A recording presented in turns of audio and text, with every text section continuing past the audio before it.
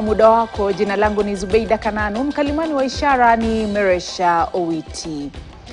Maafisa wa afya katika kaunti ya Mombasa wamethibitisha mlipuko wa ugonjwa wa chikungunya, huku visa 25 vikiwa tayari vimeripotiwa katika maeneo bunge 6 ya Mombasa.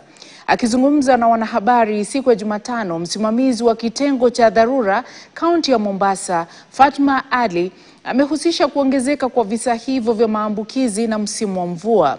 Winfrey Owino na taarifa hiyo.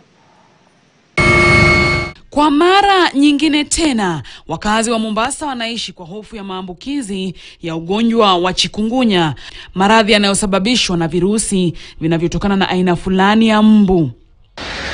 Hii ni baada ya maafisa wa kaunti kuripoti visa 25 vya maambukizi ya ugonjwa huo katika maeneo bunge 6 eneo la Pwani, kufuatia lalama zilizoanzia mtaa wa Bamburi jijini Mombasa. Dengi ndio inasurpass magonjwa haya mengine.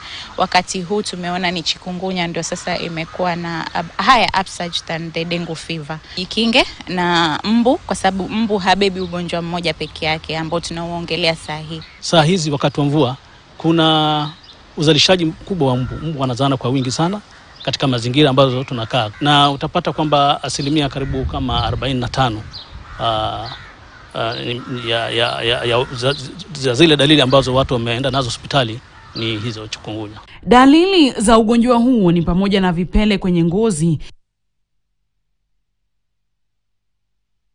Mamlaka za afya zimesisitizia wanajamii kuwa makini na kuondoa maji yaliyosimama katika maeneo yao, huku zikiahidi kupuliza dawa katika kaunti nzima pamoja na kampeni ya kuhamasisha jamii kuhusu ugonjwa huo.